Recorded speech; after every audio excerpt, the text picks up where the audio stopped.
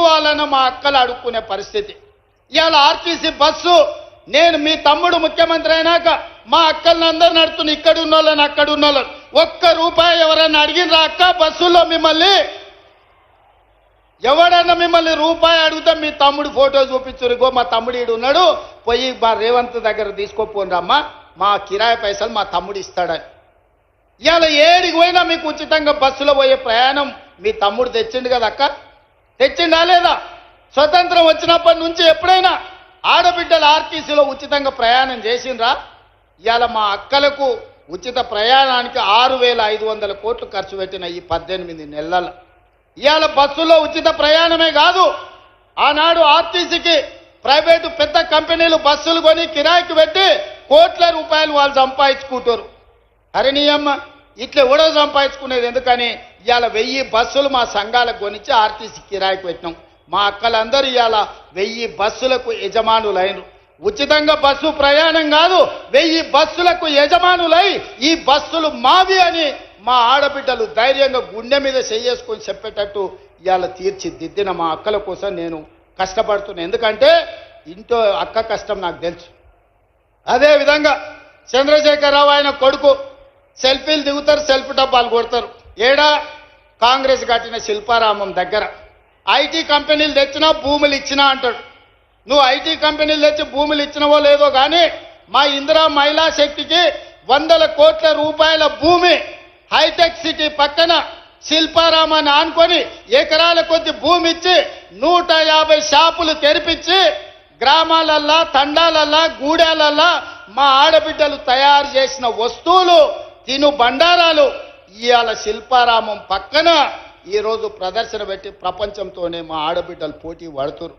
మా అక్కలు మా చెల్లెళ్ళు తయారు చేసిన ఉత్పత్తి వస్తువులను భారత్ సమ్మిట్ ద్వారా 108 దేశాల నుంచి దిగ్గజాలను పిలిపిస్తే అక్కడికి వచ్చి మా అక్కలు చేసిన పనులను అన్ని చూసారు.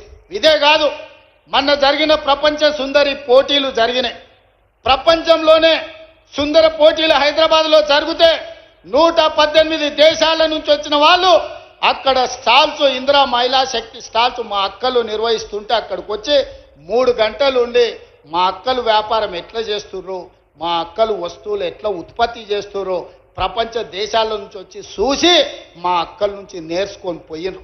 ఎన్నడన్నా చంద్రశేఖరరావు నువ్వు ఆలోచన చేసినవా?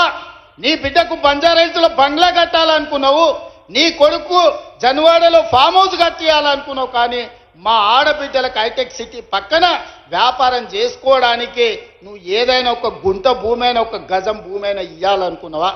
3.5 ఎకరాలు నేను 100 కోట్ల రూపాయల భూమి మా అక్కలకిచ్చి 150 షాపులు కట్టి వాళ్ళు ఉత్పత్తి చేసే వస్తువులను అక్కడ ప్రపంచ దేశాలకు ఎగుమతి చేసే విధంగా ఇవాళ మా అక్కలను తీర్చిదిద్దే ప్రయత్నం చేస్తున్నా.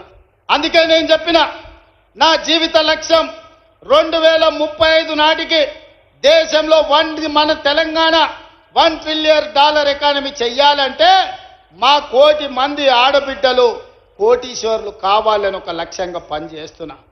ఇవాళ 67 లక్షల మందిని కాదు 1 కోటి మంది ఆడబిడ్డల్ని సంఘాలలో చేరండి, 1 కోటి మంది ఆడబిడ్డల్ని 10 ఏళ్ల కోటీశ్వర్లను చేసి మీరు కోటీశ్వరులమని గర్వంగా చెప్పుకోవడానికి ఇవాళ ప్రణాళికలు వేసి ప్రజాపాలనలో ఇందిరమ్మ రాజ్యంలో ఇవాళ మా అక్కలను కోటీశ్వరులను చేయాలని నేను చూస్తున్నా.